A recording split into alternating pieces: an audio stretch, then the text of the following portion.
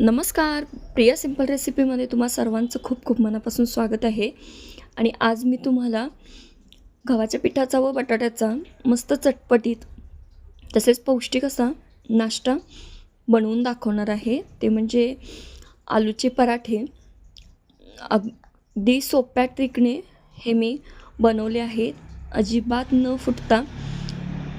ह्याची रेसिपी आज मी इथे तुम्हाला व्हिडिओमध्ये दाखवली आहे. तर सर्वात अगोदर इथं मी 6 बटाटे उकडून त्याची वरची साल काढून घेतलेली आहे. त्यानंतर एका किसणीने मी हे सर्व बटाटे किसून घेणार आहे.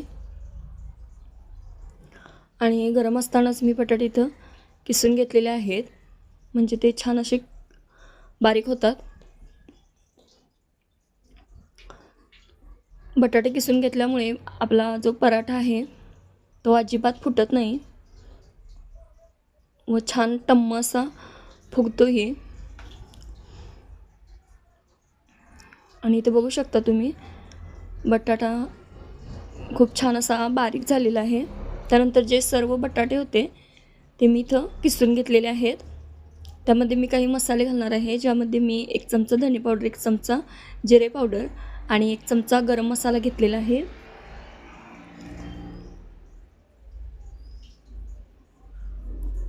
त्यानंतर 1 चमचा लाल तिखट घालून घेतलेला आहे आणि अर्धा चमचा हळद.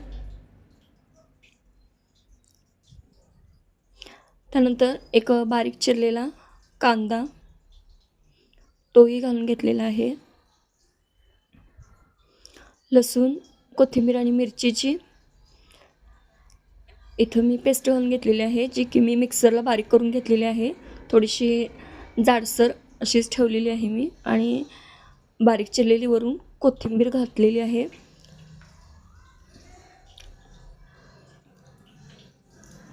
त्यानंतर चवीनुसार मीठ घालून हे जे सर्व साहित्य आहे ते मी हातानेच बटाट्यामध्ये मिक्स करून घेणार आहे, जेणेकरून सर्व मसाले त्यामध्ये छान लागले जातील. आणि अशा प्रकारे मी हातानेच इथं जे सर्व मसाले होते ते मिक्स करून घेतलेलं आहे.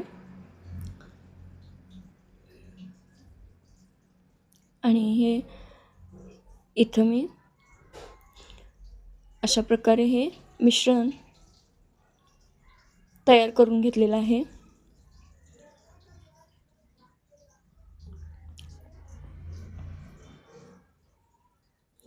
त्यानंतर आता मी परातीमध्ये एक मोठी वाटी गव्हाचं पीठ घेतलेलं आहे. त्यानंतर त्यामध्ये 1 चमचा मीठ घालून घेतलेलं आहे. आणि मीठ त्या पिठामध्ये सर्वात अगोदर हाताने इथं मी छान असं मिक्स करून घेतलेलं आहे.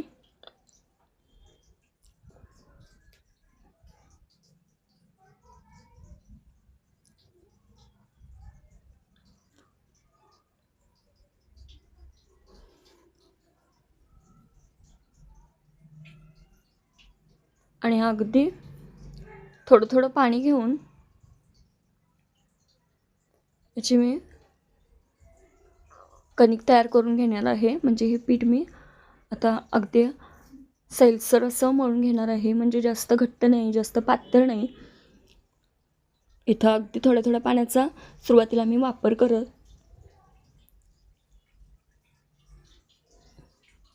कणिक तयार करून घेणार आहे.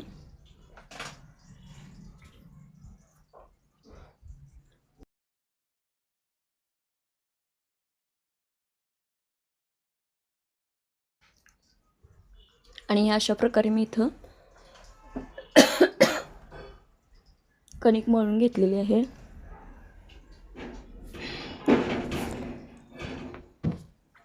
त्यावरती थोडंसं तेल घालून ह्याला 10 मिनिटं मी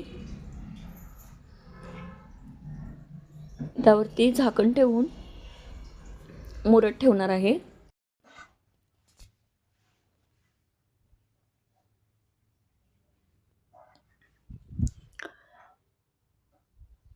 पीठ छान असं मुरलं आहे.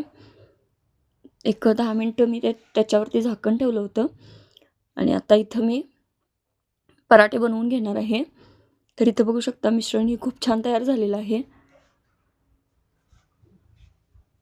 पिठाचा एक गोळा इथं मी बनवून घेतलेला आहे.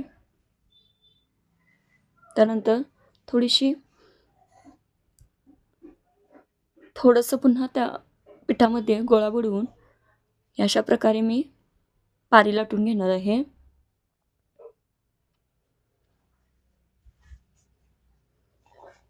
आणि जे बटाट्याचं तयार मिश्रण आहे ते त्यामध्ये भरून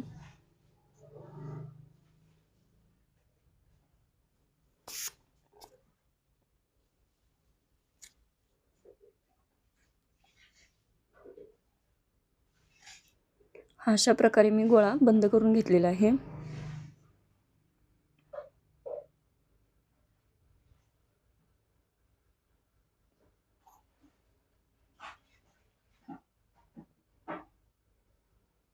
आणि जे वरती जादाचं पीठ आहे, जी कणिक आहे ती मी काढलेली आहे आणि पुन्हा कोरड्या पिठामध्ये हा गोळा बुडवून अगदी हलक्या हाताने हे मी लाटून घेणार आहे. अगदी हलक्या हाताने लाटून घ्यायचं आहे, म्हणजे पराठा आपला फुटत नाही. पुन्हा थोडंसं कोरडं पीठ मी यावरती भुरभुरलेलं आहे, म्हणजे खाली चिकटू नये पोळपाटाला यासाठी. आणि हा एवढ्या आकारामध्ये मी इथं पराठा लाटून घेणार आहे, लाटून घेतला आहे. त्यानंतर इथं तव्यावरती थोडंसं तेल घालून जो तयार पराठा होता तो मध्यम आचेवरती दोन्ही बाजूने मी छान असा शेकून घेणार आहे.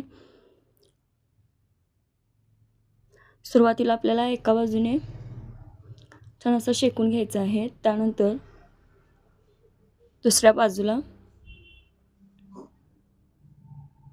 परतवून वरून तेल लावून घ्यायचं आहे. आणि इथं बघू शकता तुम्ही पराठा अजिबात फुटलेला नाही. दोन्ही बाजूला मी तेल लावलेलं आहे. तुम्ही तेलाऐवजी तूप किंवा बटरही लावू शकता. आणि तो मस्त असा मुलांसाठी सकाळी टिफिनला किंवा नाश्त्यासाठी गरमागरम या पद्धतीने तुम्ही पराठा बनवून देऊ शकता. तर बटाटा हाताने न कुस्करता एकदा किसणीने किसून बघा, पराठा अजिबात फुटणार नाही. तर अशा प्रकारे मी राहिलेले जे सर्व पराठे होते ते बनवून घेतलेले आहेत. तर रेसिपी कशी वाटली लाईक करा, कमेंट करा, शेअर करा आणि प्लीज चॅनलला सबस्क्राईब करायला विसरू नका.